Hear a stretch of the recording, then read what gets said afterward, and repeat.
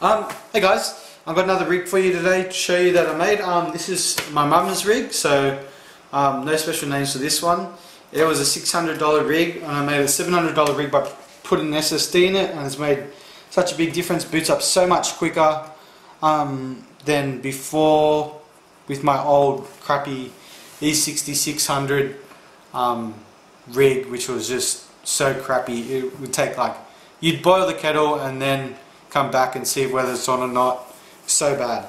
But here I've got a brand new rig, CM120 Elite, so Cooler Master 120 mITX case. So see, one hand length height, 2 hand length length, and 1.5 width.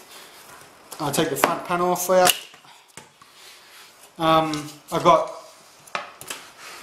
3 Cooler Master fans in it. It only comes with one, which is a front one, which is an airflow one. I prefer static pressured because even though it's got vents on the front here in this little panel, it's sort of suffocated against this. So I've got a static pressure fan in there from Cooler Master that I had lying around from an old water radiator thing. It's got 2 USB 2. This one's a bit wrecked. Headphone, microphone, 1 USB 3 reset, and the power button. Standard Blu-ray LG optical drive. It's got this chassis here. This outside sort of panel, which fits around the outside and slides in. It's got 3 thumb screws there as well, and I put the airflow fan that came with it here on the side as an exhaust, because it only comes with one fan and it's only blowing in, so there's no exhaust besides the power supply, which is just exhausting itself. So and the cooler exhausting through the roof. So I put one on the side right next to the cooler so it blows out. So I got one on the front, another fan behind the drive bays to get more airflow towards the cooler, and then one blowing out there. I'll take you through the rig. Now, see how it's got like that little front there? I'll take this away. I've tried to keep the airflow from there all the way back. So keep that all clear and then put all the clutter around the sides here where it doesn't really matter. So here, there's all my clutter, my cables there. If you look, it is actually quite clean when you look down there. See how there's only that 4-pin connector going over the top, which I had to put over the CPU cooler and the audio connector. But besides that, there's nothing around here at all. Besides this, which is tied to the drive cage. On this side, got all the connectors plugged in here, and as you can see again, you can't really see it. You can see a bit better there. It's totally away from the cooler as well. So if this is your main part, I'm trying to drive everything away from it. And even though I've got tons of stuff plugged in,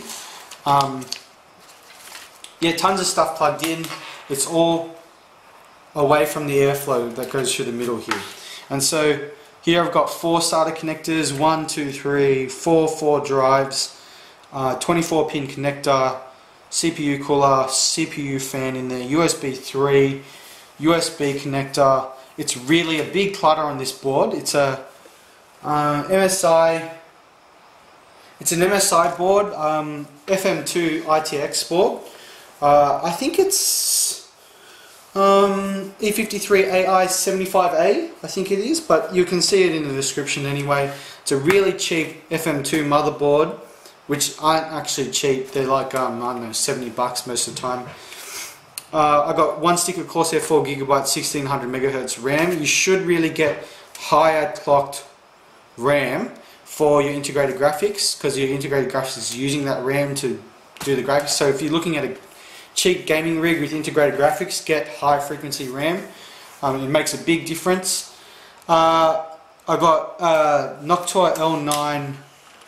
You might be able to see it better there. Noctua L9A there. Low profile heatsink, and it's great. Absolutely great. Better than the AMD one that came with it. And this fan, even though it's really small depth, doesn't make a noise at all. And it doesn't get this thing hot. It keeps it well under 70, even under load. What else is there? 80 plus 500 watt Silverstone Strider power supply, 50 bucks, non-modular, and it does the job. It will supply as much power as you want. What was I going to say? That's it practically. Oh yeah, drive. So I got 2 terabyte Barracuda, 500 gig Western Digital from my old computer, which stores mum's photos. Sandisk Ultra Plus, a non-SandForce SSD. So I got a Sandisk controller SSD, and it runs super quick, and I'll show you that with the MSi motherboard software called Fastboot. It's unbelievable. It's faster than my powerhouse rig, so I don't know how that happened. And then yeah, all the cables tied around. Back panel I/O, HDMI, VGA, SPDIF, which is great for home theatre. When mum decides to convert this to a home theatre PC and I set her up with a good TV. PS2, integrated USB wireless connector. By integrated I mean you can't take that out. Same with the Bluetooth, can't take that out. Got 2 USB 2, 3 USB 3, another 2 USB 2, Ethernet, and 3 audio connectors.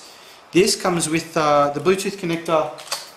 The wireless connector comes with an antenna, which is great because you don't want to have your antenna just sticking at the back. You can't control where your computer is going to go, but you can control where your antenna is going to go. You can stick it on the roof. It's magnetic. It's great. Awesome. So that's that. A6-5400K with 7540 integrated graphics on it. It runs TF2 at 150 frames a second, so it's really good for that. Bioshock Infinite as well. I've only got it overclocked using the software, so it's just giving it a little bit of an overclock, like an automatic overclock, and it's working awesome. I'll show you it turned on, and you can be impressed for yourself. It is super quick and yeah, awesome for ITX form factor and perfect for a home theatre PC down the track. So I'll show you that boot up speed now. So this is my mum's setup, just a standard computer setup. My old rig is over here, it's a piece of crap. This is the boot up speed with MSi Fastboot, so I highly recommend you get that if you have an MSi board. So just check it out, That's on. Monitor going on. Eventually, yep. So it's on. MSi. No BIOS. You can turn it back on, but there you go, booting to Windows. Done. That's it. Like, that's pretty ridiculous for a Sandisk Ultra $600 rig. Faster than my 2000 whatever dollar rig. It's ridiculous. Yeah. So that's MSi Fastboot. There it is there. You can turn it off. You can go to BIOS, whatever. I highly recommend you get that if you have an MSi board, especially an FM2 board. Works like a beast. Play some games as well. So awesome. If you have any questions, put it in the comment section about building in the case, building with the board, whatever. Yeah, and I'll be happy to answer it. So yeah, see you around.